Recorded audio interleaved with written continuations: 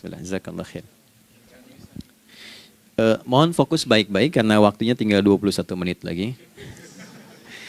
Izin saya pastikan dulu ya supaya terlihat dengan baik. Ibu kelihatan di sana?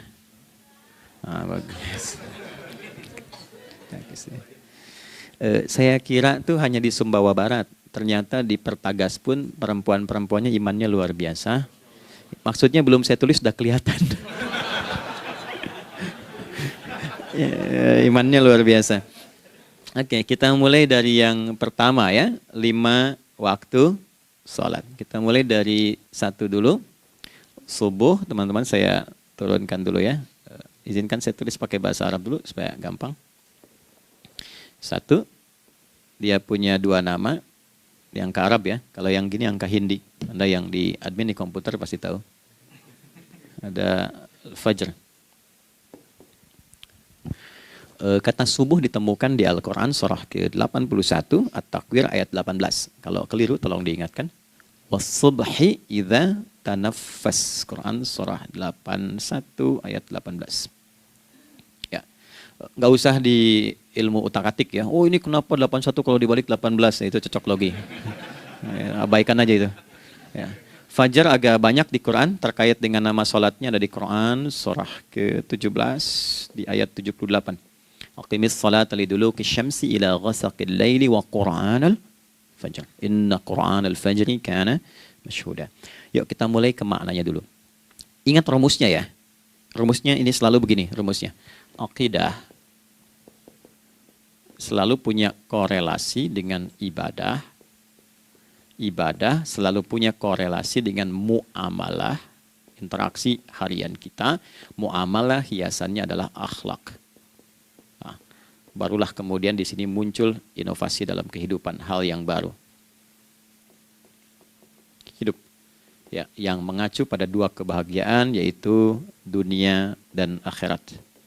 Ya, konsepsi ini nanti ditemukan di Quran surah ke-2 Al-Baqarah ayat 201 dan menjadi doa paling favorit umat Islam Indonesia saat ini. Rabbana atina fid dunya fil akhirati. Oke, ya cukup. Subuh. Ini rumus dasarnya. Dari akidah, kita beriman, pembuktian imannya lewat ibadah sholat. Apa hubungan sholat dengan aktivitas harian kita? Subuh asalnya terkolerasi dengan kata asbah. Oke? Asbah itu asalnya sesuatu yang sudah siap dengan rencana yang matang. Baik, orang Arab tuh kalau bertanya begini, kaifa asbahta ya akhi? Kaifa asbahti ya ukhti? Bagaimana kabarmu di pagi ini? Itu bukan hanya nanya kabar kesehatan. Beda dengan kaifa haluk, beda. Ya, itu bertanya bagaimana kabarmu hari ini, aktivitasmu bagaimana? Lancar, sudah siap, planning bagus dan sebagainya. Ya, itulah sebabnya ketika Allah bersumpah dengan awal waktu, penandanya adalah planning kegiatan. Ya, was-subhi dan aku bersumpah demi waktu subuh, awal mula untuk berkegiatan, idza tanafas, apabila sudah mulai bergerak. Bersamaan dengan nafas yang keluar itu, maka sudah jelas rencana yang dibuat. Ya, jangankan kita, semua alam itu, semesta itu seluruhnya bukan hanya bertasbih, tapi beraktivitas dalam tasbihnya. Di waktu subuh, matahari sudah mulai bersinar kan? Ya, dan sinarnya mengambil manfaat loh. Mengandung nilai manfaat, memecah keheningan malam dan menghilangkan kegelapannya. Gelap mulai hilang, datang kemudian sinar yang memberikan kita bimbingan untuk beraktivitas. Tumbuhan dimulai waktu itu sudah mengeluarkan oksigen, menyerap karbon dioksida. Saya waktu di Utrecht, di Delft di Belanda, ya, saya coba ingin membuktikan. Kan adzan nggak terdengar keluar ya. Jadi sebelum waktu subuh itu saya keluar, kebetulan flatnya waktu itu dekat area hutan yang agak rimbun, enak gitu, udaranya bagus. Itu sebelum subuh terasa karbon dioksida. Walaupun cuma beda hampir 1 menit. Tapi begitu masuk waktu subuh, keluar kesegaran yang luar biasa. Oksigen yang keluar. Ya, ini kan nggak mungkin kalau kuasa Allah tuh nggak mungkin terjadi seperti ini kalau bukan kuasa Allah Subhanahu Wa Taala. Tapi poinnya adalah yang bicara begini Quran. Nah sekarang yang ingin saya katakan adalah alam semesta dalam konteks seperti matahari, kemudian tumbuhan, binatang, ayam bahkan mulai berkokok punya planning yang teratur. Masa kita makhluk yang dihisab tuh nggak teratur, nggak punya perencanaan? Maka subuh itu mengajarkan kepada kita, jangan sampai ada orang Islam yang punya keimanan, lalu menunaikan sholat, diajarkanlah oleh Allah, setiap masuk subuh itu harus punya agenda yang jelas. Planning yang terukur. Jangan terjadi mengaku muslim, beriman, tapi nggak jelas perencanaan hidupnya.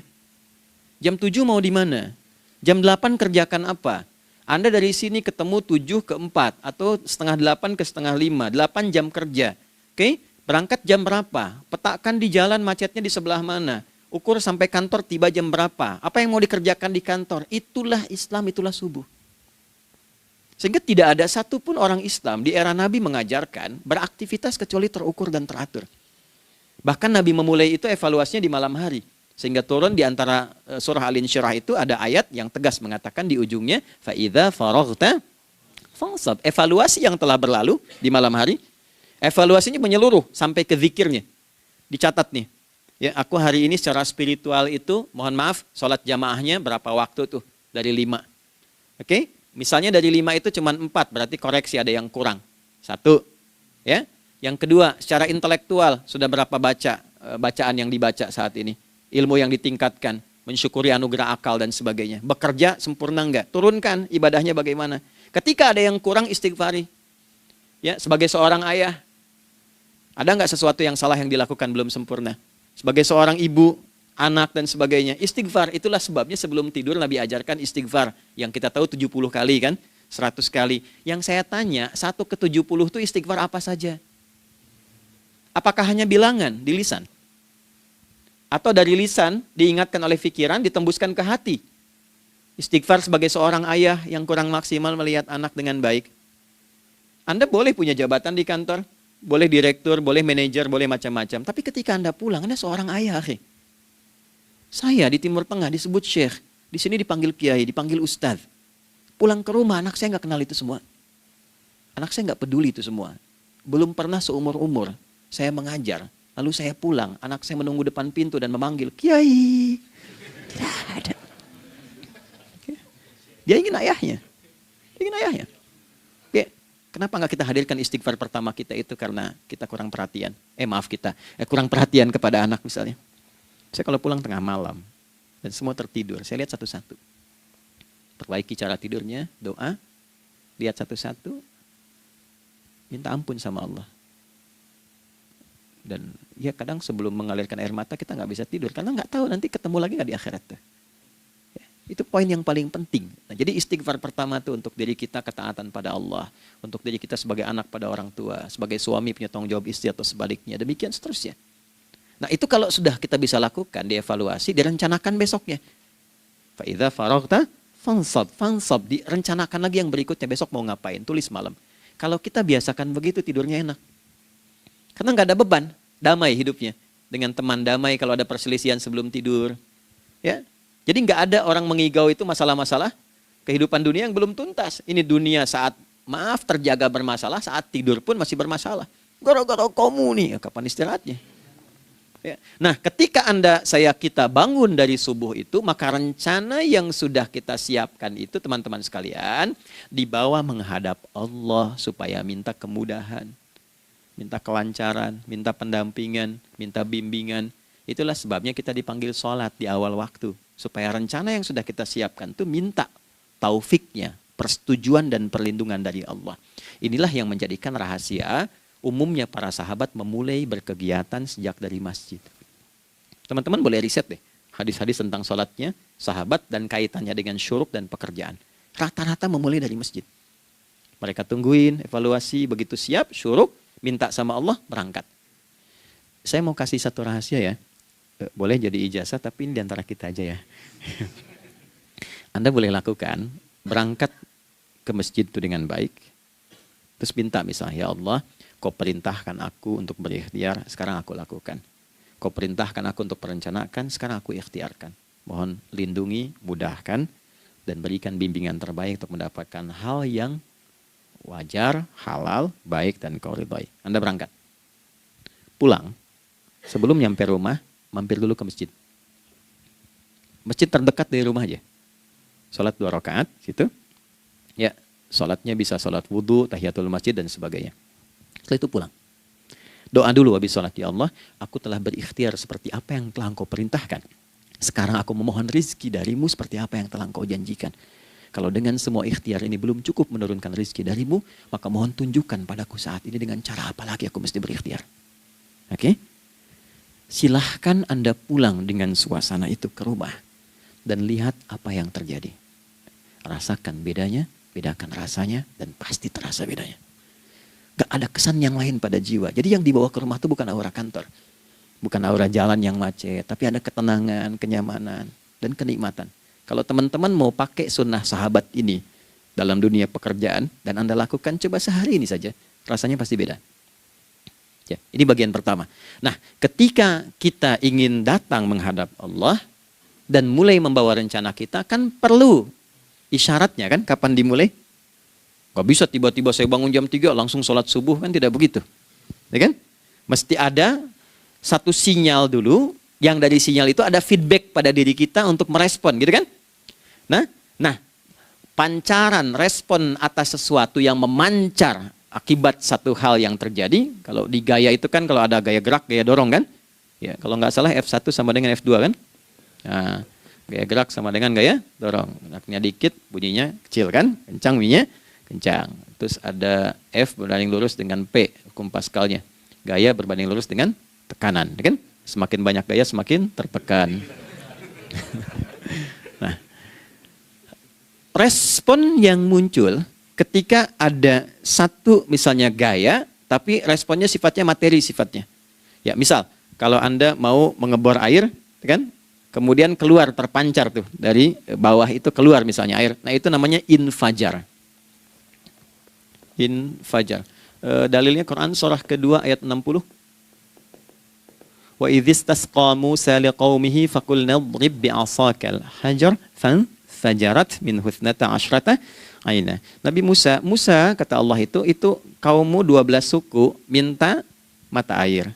Dan enggak tanggung, setiap sukunya minta satu, katanya supaya enggak rebutan. Maka Allah firmankan, pukulkan tongkatmu yang kayu. Lihat diksinya detil sekali.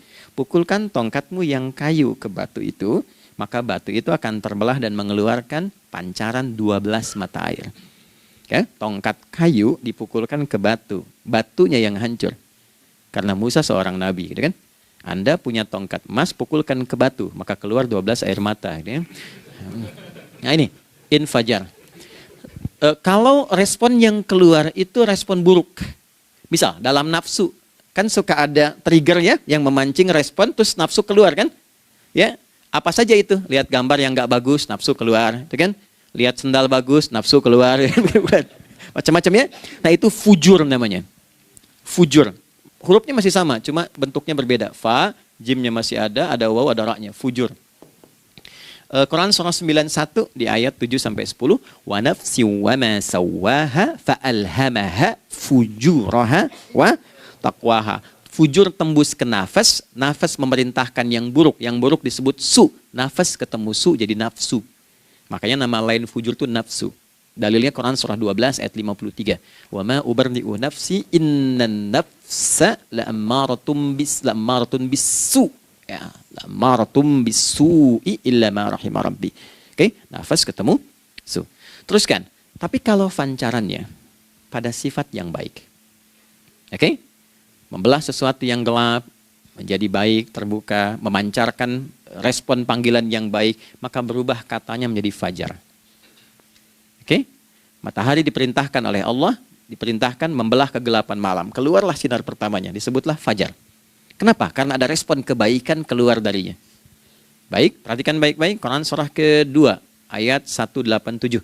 Wa kulu washrabu hatta yatabayyana lakumul khaytul abyadu minal khaytil aswadi minal fajar. Itu untuk matahari. Kita lagi tidur enak-enak, sudah nyiapin rencana malam-malam. Tiba-tiba ada panggilan. Allahu Akbar, Allahu Akbar.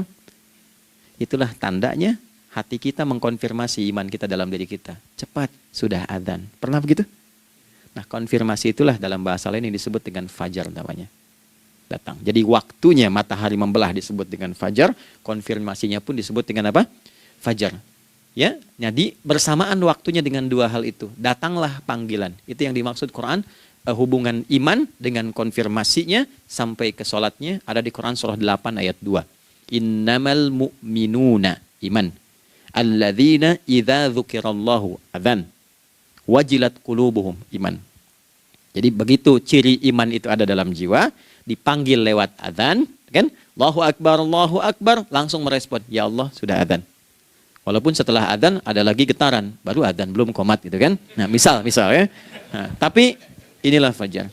Jadi maksudnya rencana Anda ini agak jarang dibahas ya. Mohon maaf, ilmu ini agak jarang. Jadi jangan Anda bilang saya bid'ah, bukan. Ya, bukunya ada, referensinya ada. Cuman karena jarang dikaji, jangan sampai kekurangan pengetahuan menghukumi yang tahu jadi salah gitu.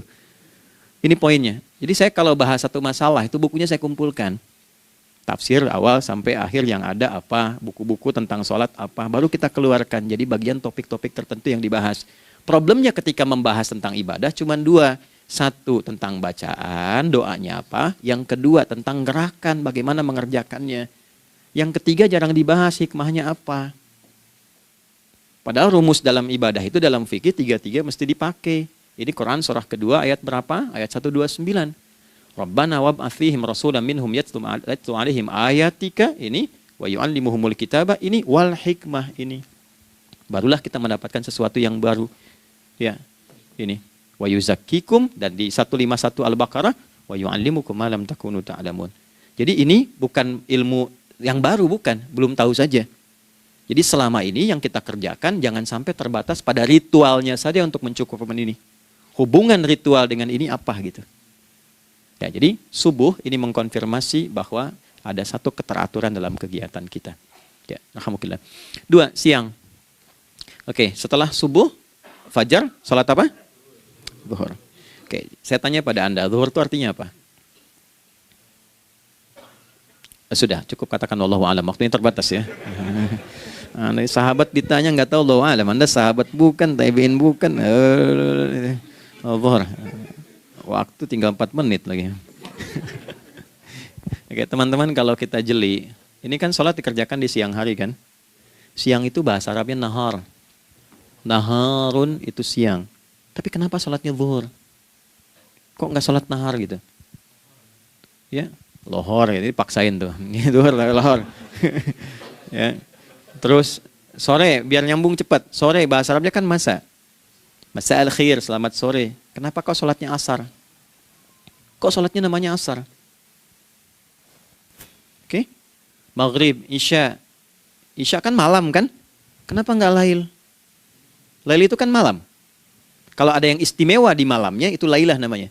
Makanya ketika turun Al-Quran disebut Lailatul Qadar. Karena malamnya istimewa. Beda, lail dengan lailah itu beda. Lail itu waktu malam, lailah ada yang istimewa di malam itu. Ya, jamaknya lail, layali, lela, lili, lala, itu malam. Ibu lili, ibu malam-malam. Ya. Zuhur artinya jelas, terang. Ada idhar, dibaca dengan jelas, terang, nggak boleh dengung. Man amana, itu kan?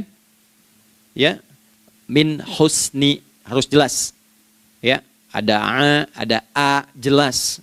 Zuhur kenapa disebut zuhur? Untuk evaluasi kegiatan kita dari setengah hari, sudah jelas belum hasilnya? Ya, Anda punya rencana di sini, evaluasi di siang. Jelas gak hasilnya? Pekerjaan Anda yang sekarang diamanahkan dari pagi jam 7 sampai sekarang, evaluasi dulu. Dicek, jangan cuma ditinggalkan. Oke, saya sedang kerjain, tinggalin dulu sholat, bukan begitu.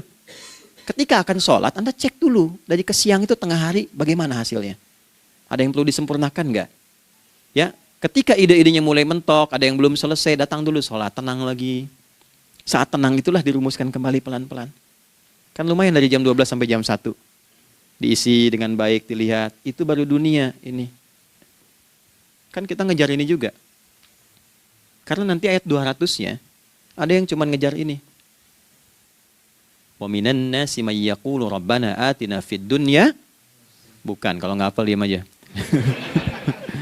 Wa minan nasi may yaqulu rabbana atina fid dunya wa ma lahu fil akhirati min khalaq.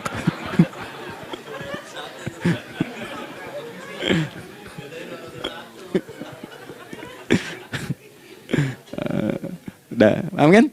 Dan di antara manusia ada yang fokusnya hanya dunia yang dikejar. Sehingga nggak kebagian akhiratnya. Padahal dia tahu dia mau pulang. Yang lebih aneh lagi, pengen pulang surganya Firdaus dekat dengan Nabi. Tapi tiap hari ngerjakan dunia. Dunia lagi, berangkat gelap, pulang gelap. Terus meninggal gelap juga. Kan repot. Nah, maka mesti investasi kan. Anda kalau tugas keluar kan, apalagi keluar negeri kan hukumnya beda. Bekalnya pun tidak sama. Anda tugas ke Amerika, mata uangnya sudah beda. Hukumnya sudah beda. Terus pengen pindah ke alam barzah, pengen hukumnya sama dengan dunia, mustahil. Ya, makanya dimensinya beda, keadaannya tidak sama. Baju yang dipakai kan beda. Barang-barangnya nggak sama. Makanya disebut telah meninggal dunia, meninggalkan semua yang melekat pada dunia. Pindah ke alam lain, persiapan menuju titik akhir yang tidak ada ujungnya lagi. Nggak ada pembuka lagi. Jadi sudah ujung begini, nggak ada ruang lagi yang lain. Itu akhirat namanya. Makanya di sini cuma dua pilihannya. Kalau nggak ke surga, nah, itu. Ya. Apa investasi yang ada di sini? Maka siang itu dicek dulu. Pekerjaan jadi ibadah nggak? Tadi niatin ibadah nggak waktu berangkat dari rumah? Kan? Waktu ngetik, waktu ngerjain di kantor, jadi ibadah nggak? Kalau ibadah, Anda nggak mungkin berbuat kriminal. Anda nggak mungkin berbuat maksiat. Nggak mungkin nipu, nggak mungkin nyogok. Nggak mungkin korupsi. Kan lagi ibadah. Nggak mungkin curang. Kan lagi ibadah. Anta budallaha ka'annaka tarah. Anda itu mengerjakan segala hal sebagai ibadah, merasa diawasi Allah. Fa in lam takun tarah fa innahu yarah. Kalaupun Anda merasa nggak melihatnya, Anda yakin Anda dilihat. Itulah kerja pakai iman, maka ini di bawah akidahnya. Jangan ditinggalkan. Nah, inilah yang selama ini kita butuhkan. Ya. Inilah yang melahirkan nilai etik, makanya adanya dalam jiwa. Takwa itu kan dalam jiwa, melahirkan etos. Etos mendorong kepada logos, logos melahirkan patos. Kepantasan dalam bekerja. Jadi Anda sekuat apapun ilmunya, kalau nggak punya etos, itu rusak. Jadi tidak cukup akal sehat. Jiwa yang sehat itu lebih penting. Banyak orang akalnya, saya ingat, akal itu tidak memberikan perintah. Dia hanya merumuskan satu instruksi dalam jiwa supaya mudah dilakukan dan dieksekusi oleh fisik. Jadi akal yang sehat itu seberapa pandai ilmunya, seberapa cepat mengeksekusi perbuatan. Tapi kalau yang dieksekusi itu dari perintah nafsunya, masalah. Habis saja waktunya tuh. Ya. Ini gimana ini? Tolong jawab loh. Nah, teman-teman karena sudah habis waktu jam 1, kita baru zuhur ini. Nah, yang paling menarik itu, gini, yang paling menarik. Kalau ada orang belum sadar sampai zuhur tentang akibat kehidupan ini, maka muncullah asar. Apa asar itu? Kenapa mesti disebut dengan asar? Dan apa manfaat istimewanya asar kepada jiwa kita? Itu di kesempatan lain kita akan bahas. Teman-teman, waktunya sudah habis. Ya, saya menghargai Anda, kan tidak boleh juga saya ngajarkan tapi mengambil yang sesuatu yang tidak tepat ya. Kita buktikan keimanan kita dengan mengerjakan amanah pekerjaan di tempat ini dengan baik, waktu digunakan dengan baik. Kita saling mendoakan supaya semua kita dijaga oleh Allah Subhanahu wa taala. Maafkan saya, lain kesempatan kita berjumpa kembali untuk melanjutkan apa yang telah kita bahas hari ini. Mari kita berdoa, semoga doa kita diterima oleh Allah Subhanahu wa taala. اللهم تقبل منا إنك أنت السميع العليم وتب علينا إنك أنت التواب الرحيم نحمدك كما علمتنا أن نحمدك ونشكرك شكرا كما علمتنا أن نشكرك أنت المقدم وأنت المؤخر بيدك الخير إنك على كل شيء قدير. Ya Allah, kami memujimu seperti Engkau mengajarkan kami untuk memuji dan bersyukur atas segala nikmat-Mu seperti Engkau bimbing kami untuk mensyukuri segala nikmat-Mu. Allahumma salli wa sallim wa barik ala habibikal karim rasulikal mustafa al-amin sayyidina Muhammadin wa ala alihi wa sahbihi ajma'in. Ya Allah, anugerahkan kami kemampuan untuk terus bersalawat pada Rasulullah, sehingga dengan itu kami mendapatkan kemampuan yang baik untuk meneladani kemuliaan beliau dalam beraktivitas kehidupan. Rabbana la tada' lana fi maqamina hadza dhanban illa ghafartah. Ya Allah, jika ada pendosa hadir di ruangan ini atau terhubung dalam kajian ini, maka jangan biarkan ya Allah ia meninggalkan tempat ini dan kajian ini kecuali Engkau telah ampuni seluruh dosa-dosanya. Wala hamman illa farajtah. Ya Allah, jika ada satu di antara kami yang menghadiri kajian ini membawa kegelisahan, maka mohon tenangkan keadaan hatinya. Wala asiran illa yassartah. Jika ada yang sedang diliputi oleh kesulitan, maka mudahkan, ringankan dan hilangkan seluruh kesulitannya.